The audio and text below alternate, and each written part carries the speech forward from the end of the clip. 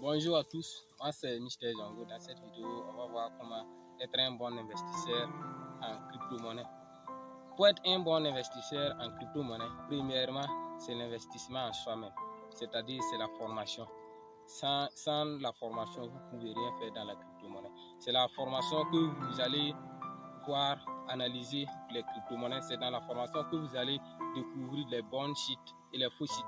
C'est avec la formation que vous allez voir quel crypto peut prendre de la valeur, quel crypto a un bon et quel crypto est bon pour un long terme, quel crypto on peut investir à court terme aussi. C'est vrai que dans la crypto-monnaie, personne n'a la boule de cristal, mais avec les analyses, on peut avoir un peu. Vous voyez? Donc, sans les analyses, sans la formation, vous ne pouvez rien faire. Certaines personnes disent que la crypto-monnaie, c'est de l'argent. Bon, tu peux prendre ça comme ça, parce que bon, c'est pas quelque chose comme l'autre, qu'on peut dire que c'est de l'argent.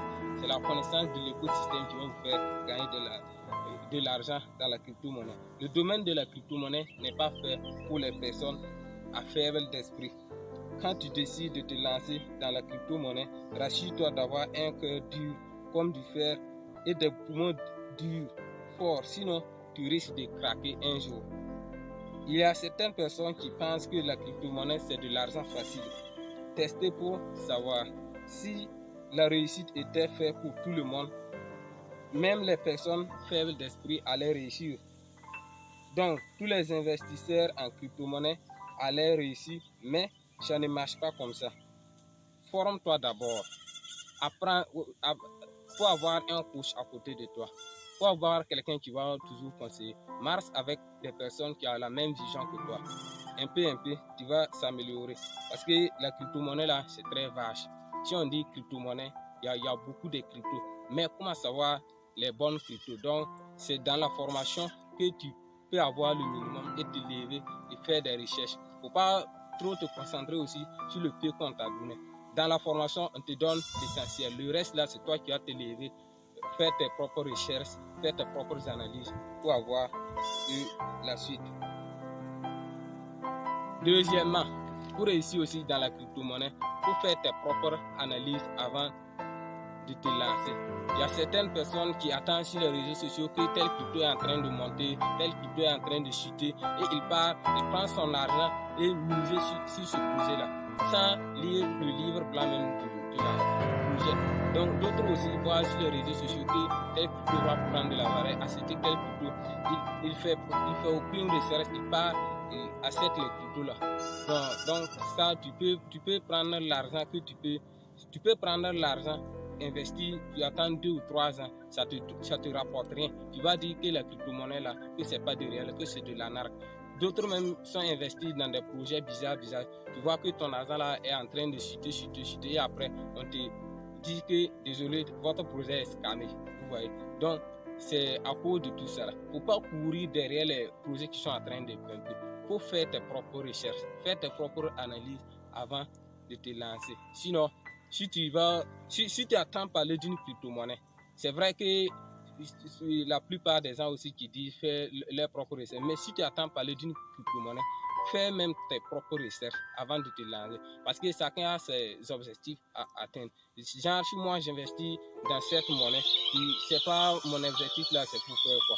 Donc, si toi aussi, je peux pas savoir tu as quel budget, je peux pas savoir dans 2 ou 3 ans tu rêves de faire quoi. Donc, dans la crypto-monnaie, c'est que toute personne qui se lance dans la crypto-monnaie a un objectif qu'il veut atteindre. Donc, pour se lancer dans un projet cryptographique, il faut bien analyser le projet avant de faire. Troisièmement, c'est la sécurisation. Et arrêtez de penser qu'il y a gratuitement dans la crypto-monnaie. Et dit la sécurisation, pourquoi? Parce que souvent, il y a des gens qui font leur formation, ils partent, qu'ils attendent dans les réseaux sociaux qu'ils investissent 2000 francs pour avoir 10 francs par jour ou bien 100 francs par jour.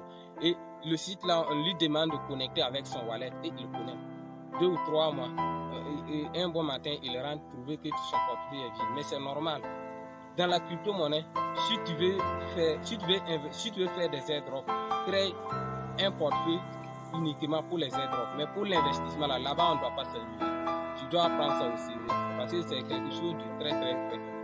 Donc, la sécurisation est bonne. Mais si vous faites une formation, votre coach va vous montrer comment vous allez sécuriser votre portefeuille.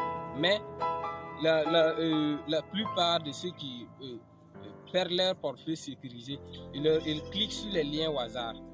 Les sauts gratuitement, là, arrêtez de penser à ça.